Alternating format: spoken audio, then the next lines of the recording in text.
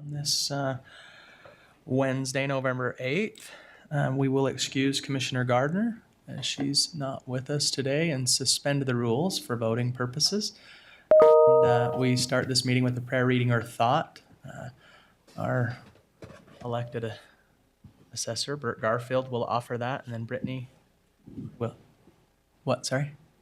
Thorley, thank you, will help lead us in the pledge.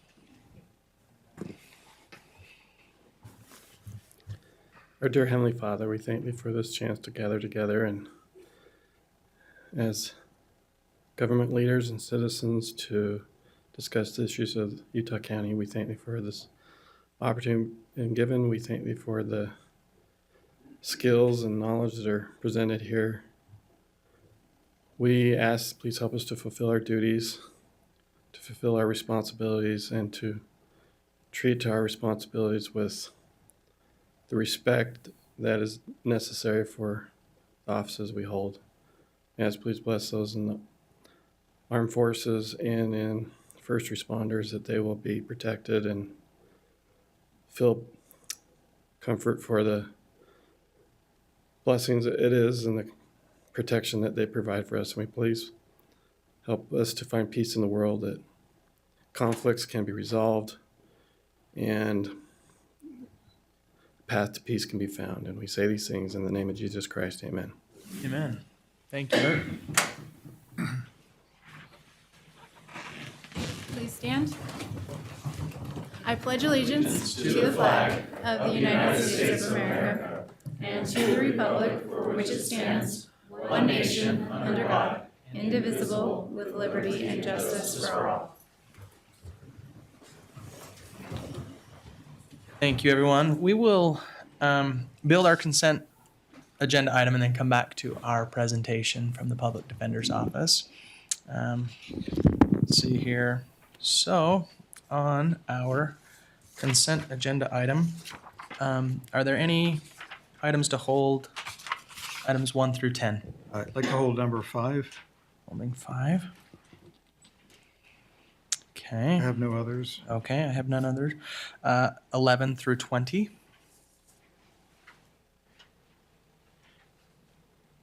Number 16 was just a minor typo. It says change the COLA when actually it's a CPI. It's a increase of expenses for the contractor. That would be agenda number 16. In the contract, it says COLA instead of CPI. Otherwise, I don't need to hold it. Okay. I don't have any issues with that. I don't have any other items. Items 21 through, let's say, 31. 27 has 3 names on that. I don't think there's any additional discussion. I don't know if we need to hold it. That's No? correct. Okay. Then I won't do that. Okay, yeah, feel good. Hold 28. 28, yes. Okay. And then 29, 30, or 31? None for there. Nope. Issues there? We're good there. And then for closed session, I know we need to hold 32. And then 33. Okay, 33. And strike 34 and 35. How was that, Alice? Okay, want me to repeat it back? Please. Okay. I have us holding regular agenda items number 5. 16 is approved on consent, but changing from COLA to CPI. Is that correct? Correct. Commissioner? Okay. And then holding 28. And then as far as the closed meetings, we're going to hold as stated 32 and 33, striking 34 and 35. Yep. Terrific. Okay.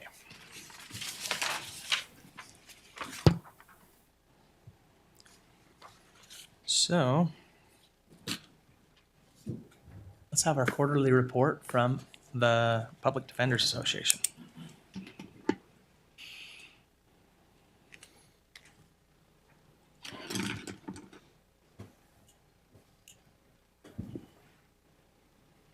Benjamin Young, Financial Manager of Utah County Public Defender Association. We will begin our presentation. Agenda consistent with prior quarters. We'll report on the finance and operations and then go into the district court numbers and report on where we're at on that. And we've individually met with two of the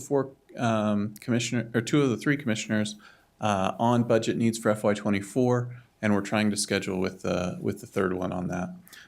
So it'll just be a brief overview here because we've had in-depth discussions outside of this. So beginning with overall budget, no significant issues. We've seen a spike in program-related expenses, specifically as it relates to the increased caseload that we've seen in 2023, which is a trend we've continued to see in quarter three, and the experts and transcripts and the costs associated with that added caseload has had a corresponding increase in our expenses. For employee-related expenses, I think the only highlight here is on behalf of all the employees, gratitude to the Commission for amendment to the budget that allowed us to maintain parity with the County Attorney's Office, and that has significantly helped with our retention, and we've been able to fill some needed positions based on being brought into that parity. Unless there's any questions on the 6,100 expenses, the employee-related expenses, we'll move on. So 6,200 is all the court-related expenses, direct expenses for providing indigent defense. As mentioned, there's been a rise in investigations, in experts, those types of expenses. Consistent with the caseload that we've seen. We anticipate being able to fund these through our reserves, so there won't be a return to the County Commission for additional funds on them for 2023, but we do have an increased ask in 2024 to help to cover those moving forward. Any questions on the program-related expenses? And finally, general and administrative expenses. As always, we try to keep the majority of our funding directly into the services we provide and limit our overhead as much as possible. We're below budget as of quarter three and anticipate to end the year below budget in overhead and general administrative costs.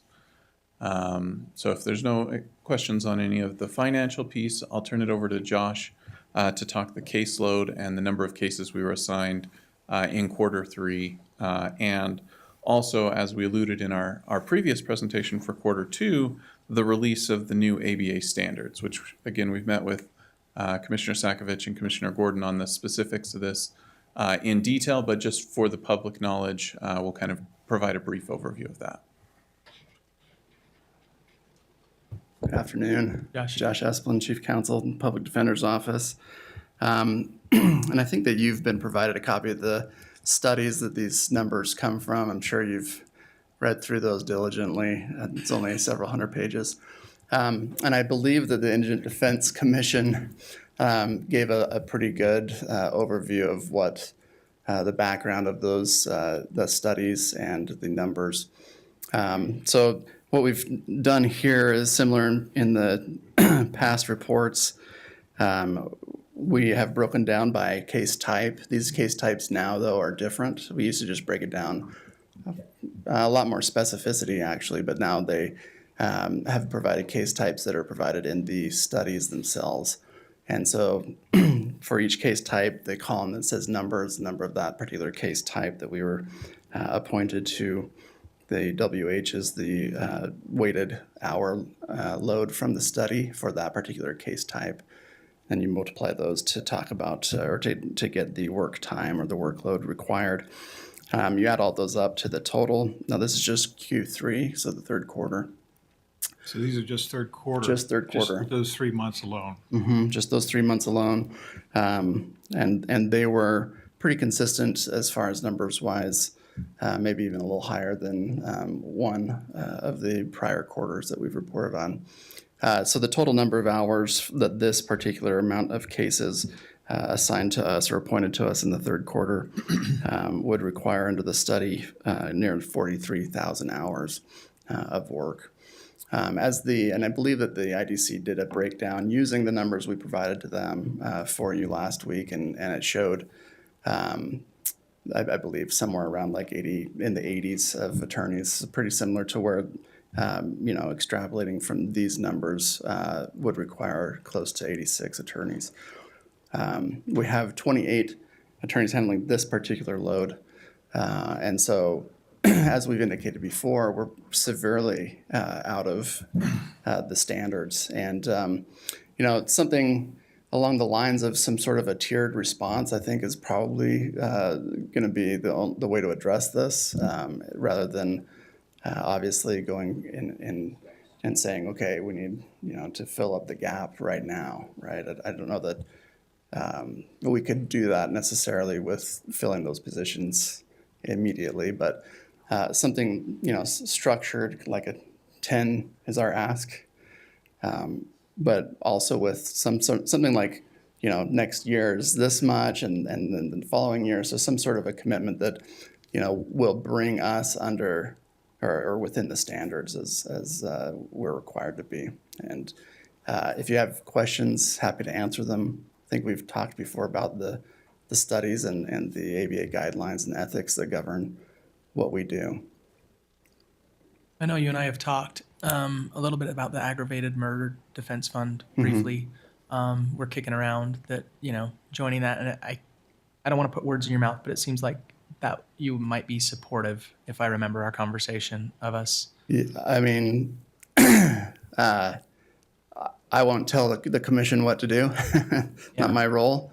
My only concern is just the ability to handle those cases in-house. We have certainly qualified attorneys to do that, but in those cases, they also require certifying that you have time and resources to do it. I think under the standards here that we're talking about, time-wise, we don't have that. We're already so far out of the standards that those cases require such significant attention by a particular attorney or attorneys that are assigned. So, Okay.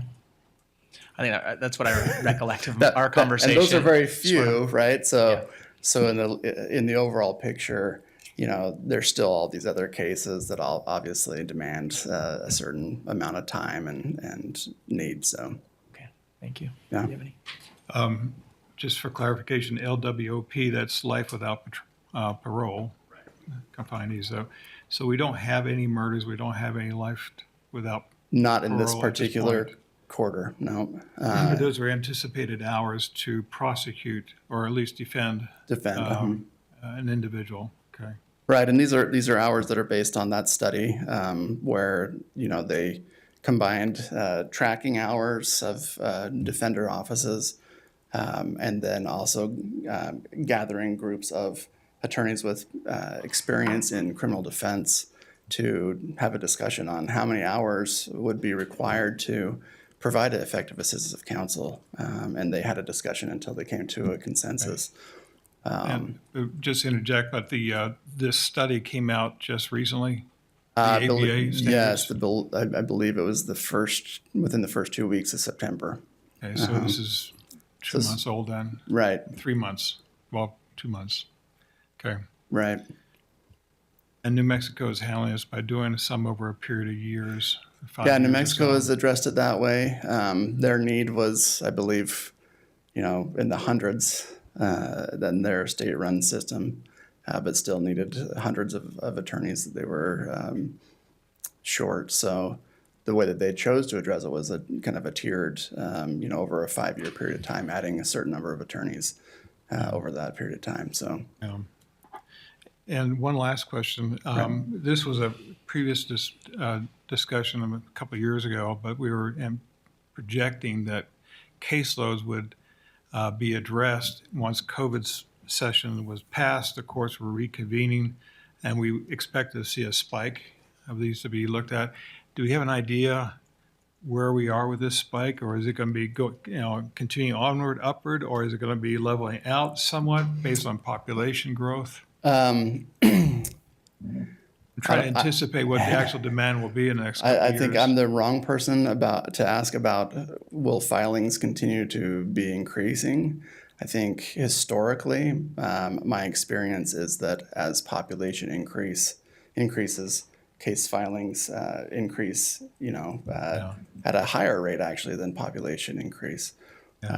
I'm just curious to see if these numbers might change in the next little while. Right. Last time that we presented, we had a similar situation, right, where the numbers were very high, and there's been talk about backlog and things like that. So I'm not in a position to talk about where that is.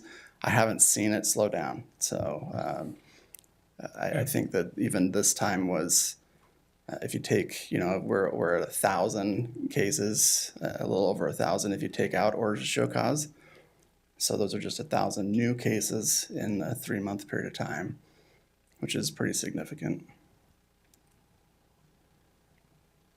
Thank you. Keep committing crimes, Tom. I wish you'd do something about that. I'm not supposed to talk about that here. Allegedly. You save it till Allegedly. I thought I was going to make a campaign promise or You're something. supposed to say allegedly. Thank you. Thank you. Appreciate the time. And then the last thing on our slides is just a summary of the asks. These have been emailed to the commission, but just as a quick review, the first 3 are the parity adjustment and kind of the impact to that. The 3 in yellow, the 4 in white are the new position asks. As alluded to earlier, with the increased caseload, taking a tiered approach, those are the asks that would be needed to make that. And then 8 and 9 relate to the funding for the program expenses, legal defense, experts, witnesses, copies, transcripts, those types of expenses. And then number 9, to capital case fund for the 2 open capital cases that were assigned prior to Q3 that we're still working through. So if there are no questions on that, that concludes our presentation. Thanks, man. Thank you. Thank you. Okay. First item held. Commissioner Sakovic, approve and adopt a resolution honoring the sacrifice of Utah County veterans of all wars.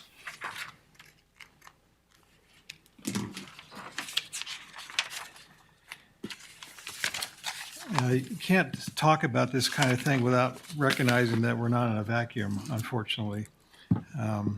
Wars seem to come when very, very unexpected, and the ripple effect affects not just the regions that are engaged, but nations bordering it and nations across the ocean from it. With that in mind, and what I'd like to do is read this resolution where the Utah County honors its Utah County veterans and the sacrifices they've made. And I'll just go ahead and read that resolution now. Whereas Veterans Day is a U.S. holiday established in 1938 and is dedicated to American veterans of all wars and occurs every November 11th. Memorial Day is held on the last Monday of May, was established to remember service personnel who died in combat-related action. So Veterans Day isn't just for those who died, but it's for those who've served and came home. Whereas in 1918, on the 11th hour, the 11th day of the 11th month, an armistice or temporary cessation of hostilities was declared between the Allied nations and Germany in World War I, then known as the Great War. And whereas in November 1919, U.S. President Woodrow Wilson signed into law Armistice Day to be commemorated on November 11th. And with the end of the Korean War, Armistice Day was renamed as Veterans Day on June 1, 1954. Whereas 9 million Allied soldiers died during World War I and 21 million were wounded, with Germany, Russia, Austria-Hungary, France, and Great Britain each losing nearly 1 million or more lives. And of that number, 116,516 American soldiers were killed in action, with at least 5 million European civilians who died from disease, starvation, or exposure. Whereas since World War I, another 625,000 American service personnel have died in all wars in defense of the United States and for people in distant lands. Whereas Utah soldiers, sailors, Marines, Air Force, Coast Guard, and Space Force personnel have served in many foreign lands during World War II, the Korean War, Vietnam, the wars in Iraq and Afghanistan, and numerous other conflicts to repel and subdue international horrors. Whereas the American veterans of foreign wars continue to serve in their private lives. They serve bettering their homes, churches, communities, schools, businesses, all fields of law enforcement, state and national defense, and in the medical professions. Most of them prefer living out of the spotlight. Now, therefore, be it resolved that the legislative body of Utah County, Utah, commemorates the week of November 6th through the 11th, 2023, with displays of the United States flag and military banners in and around the county complex, and with booths highlighting veteran services for the sharing of military experiences, constitutional liberties, and the principles of the Utah County Historic Courthouse from November 8th through the 10th. Commends and honors the selfless dedication of fellow Utah citizens displayed through their honorable military service, both in war and in peace. Calls upon elected officials and employees of Utah County and all Utah County residents to extend expressions of thanks to military veterans. And then encourages county employees to visit monuments, attend remembrance services, and engage in charitable activities in honor of veterans. And that a copy of this resolution be transmitted by the Utah County Clerk to members of the Utah County's Legislative Caucus and to each mayor within Utah County. Resolved, proclaimed, and ordered this 8th day of November 2023. Amelia Powers Gardner as chair. Thank you for reading that. It is, all of us have had personal experiences in the military. Many of us had a lot of experiences in war. And it comes and it changes individuals, some significantly, and some others not as much. But all of us are very much aware of what we call Gold Star families. These are those that have a little banner with a gold star in the middle, highlighting that someone died in that particular family. And then there's a Blue Star banner recognizing those who served out of that home. And so if you see those in windows or car displays, you'll know a little bit about that, what that meaning is. So with that, I appreciate the opportunity. Thank you. I suspect that was a motion. It On is your a behalf? motion, sorry. No, don't be. Almost emotional. Before I second that, I will take a liberty of thanking you and all of our friends and family that have served us in the military. So thank you for your service. And with that, it's a second. So all in favor? Aye. Aye. Thank you. Okay, item 28 is our last agenda item before public comment. And it's my understanding that our friends from the state might be here with a slide presentation. Do you have that, Wade? Okay. And in a lot of ways, this is related, so. Yes. Yes, what a pleasure it is to be here on this very day to talk about this. It was a great timing, and we likewise appreciate the opportunity to honor our veterans and appreciate Utah County's invitation to come here today to have this conversation about this proposal. So Tell us your name. very I'm grateful. sorry. Excuse me, Nicole Caudill, and I'm with MIDA. We call it it's the Military Installation Development Authority, but we call it MIDA for short. I also have a couple of other team members with me here today, Ashley Burr and Richard Catton. Ashley's the project director for this proposed project, and Richard's the attorney for the project as well. So you'll be seeing a lot of them around. So a pleasure for me to be here today and talk about this quickly. So MIDA, just quickly, MIDA is an authority of the state, and it was put into place in 2008. The mission for MIDA is to provide for an economic development authority to support military installations and active duty service members while promoting the health of local communities in the state. And of course, the active duty service member also includes all of our veterans and everybody that has served on our behalf. So when MIDA was started, the idea was to be able to provide for the military in our state in all the ways that are really important. Originally focused on Hill Air Force Base and Falcon Hill, but now we have projects in several areas. We have projects in Tooele, both of the installations in Tooele, and we also have a recreational type project up in Wasatch County, as well as a very substantial project in Falcon Hill. We're responsible for the NSA building in Bluffdale, and we do receive often requests to participate in various developments. Most of those do not fit the very particular needs that MIDA is in existence to serve, but the one that we're going to talk about today that's been proposed most certainly does, and is the reason that both our board has directed us, and we were willing to accept the opportunity to proceed. So it's a wonderful way to put together a public-private partnership, and truly, in the end, will provide a really awesome service for our wounded veterans in particular, which I'll talk about in just a minute. So as you see here, we have a map of the proposed project area. It is all under one ownership. So Sundance is Sundance Partners, and they have a few different names, but that is all one owner. As you can see, we've included there the entire area in the project area. It's about 2,600 acres, but this project is on just about an acre. And you can see it's highlighted in that box there. As you're well aware, I'm certain, this area of your mountainous region is very mountainous. And so the developable area is small. And the need for and purpose for MIDA's participation here is also, in the relative sense, small. The idea with regards to this project is to facilitate the construction of an inn that will be accessible, ADA accessible, for the purpose of this Sundance Veterans program that serves wounded veterans, which I'll talk about next. So the Sundance Veterans Program is modeled after a very long-standing program that came out of Vail. It's been in existence in Vail, Colorado for about 20 years now, approximately, give or take, and it's very unique, very specific to wounded veterans and their families. A couple of the unique attributes that we, as a group at MIDA, found really important to serve our military include things like the families are included.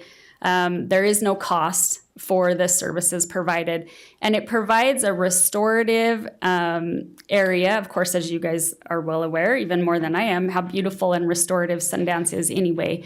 But it provides that atmosphere where then the wounded veteran and the caregiver can come together, or caregiver and families can come together and rehabilitate, learn how to move into the future, and facilitate their success as they move on. The other really unique situation here is that the people that are progressing into this program come out of the veterans hospitals. So we're specifically tied, this project is specifically tied to the Utah Veterans Hospital, but many of the people that are put into this or recommended to come to this project come straight out of those military hospitals, right? Either that or right out of rehabilitation facilities. So they've been moved to a hospital, a rehabilitation facility, then to this type of a facility. So currently, Sundance is lacking in accessible lodging. So the proposal is this approximately 62-room inn that we have the tools to facilitate building in partnership with you here in Utah County. So just a quick timeline. So today is the sort of start of this project. The way it works is the local government that we're working with has to invite us into their system. And so we've done that with resolution and enter into a local agreement. We then, once that's accomplished, should the commissioners choose to do that tonight, we then gather up our private development partners and facilitate agreements with them and the other taxing entities and service providers in the area as well. Then we will take all the entire package to the MIDA board. The MIDA board is made up of 7 members, and they will meet, it's scheduled that they will meet on December 19th to discuss this topic, and then we'll proceed into the spring. A couple of highlights that I think probably are important. I know the commissioners are aware, but we'll just talk about briefly. So unique to this particular proposal is that Utah County will maintain all of the land use authority and all of the municipal type services that are being provided in all the ways that they're being provided, along with the base tax as it sits today in all of those areas and in the property tax arena as well. The way that MIDA works in that situation is we function as an aid to financing and to putting the deal structure together. So we have some additional layers of taxing capability that we can bring to the table that only apply to this area, of course. And then the increment. So you're familiar with redevelopment areas. It works very similar to that. So the incremental increase there goes into a development fund to facilitate the development. And I'll just show you quickly the rest of our team and answer any questions. I'm available for any questions that the commissioners might have. Pretty comprehensive. Yeah, I don't have any either. I enjoyed what, I've been told in our meetings up till now, and shared with some of them that I've seen this firsthand in Vail, and they kind of looked at me like, what's a redneck from Spanish Fork, Utah doing in Vail? But what you have to understand is my brother's family, he lives in Colorado, and so we were there, and I was certain that me and my brother and our 6 kids each, so 12 kids on the bus, everybody was really looking at us like, what are these? So we just started telling them we were ski instructors There we go. for young kids. Yeah, the kids. And anyway, but Smart. I frequently saw this in Vail and in action, and it's very, very exciting to see them have an opportunity to ski if they have an injury or something like that from their service. So thank you. Very good. Yes, Thank this you. is great. Thanks for allowing us to be here today. We appreciate the opportunity. Thank you. If I may, I'd like to read just a couple items. Yes, out of please this, do. just for a Thank you. moment. I'm not going to read the entire thing. It's 2 pages of detail, but I'll just pull out a few paragraphs. Starting off with the first one, this resolution, whereas the Utah County recognizes significant service provided to and the impact upon the county and its residents by the United States military, including active duty military veterans and their families, and an observance of Veterans Day this week, November 11, 2023. And whereas Utah County desires to partner with the state through the Office of Veterans and Military Affairs and the Military Installation Development Authority, which we just discussed, along with private partners in order to provide a unique opportunity for a facility where severely wounded military veterans and their families may come to participate in restorative activities. And I'll skip down a couple of these more. Whereas under Chapter 1, Title 63H, Utah Code, annotated 1953 as amended, is known as the MIDA Act, is an independent, nonprofit, separate body, corporate and politic, with perpetual succession statewide jurisdiction, whose purpose is to facilitate the development of land within a project area or on military land associated with the project area. And whereas for the down, MIDA and the county are focused on the development and operation of the inn in order to provide the rehabilitation services to wounded military veterans.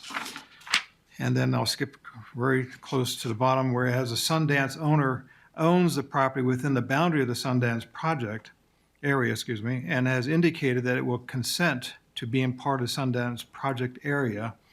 And whereas this interlocal agreement establishes a development fund from monies generated from the Sundance project area and sets forth how that fund shall be divided and used with the Sundance project area.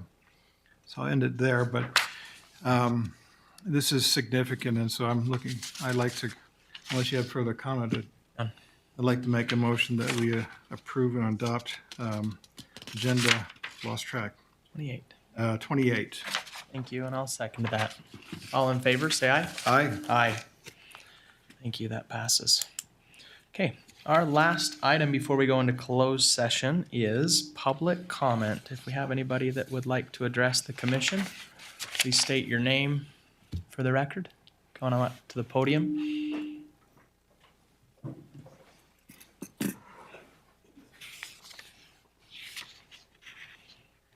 I'm JD Shepherd.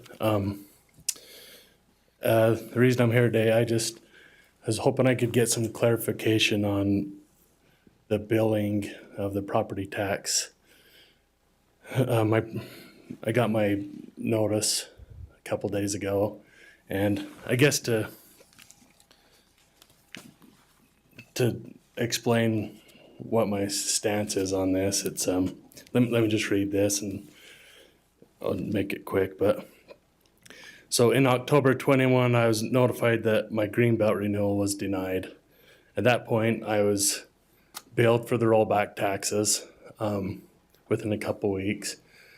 So once I got denied, I put in an application for the Board of Equalization to hear my situation.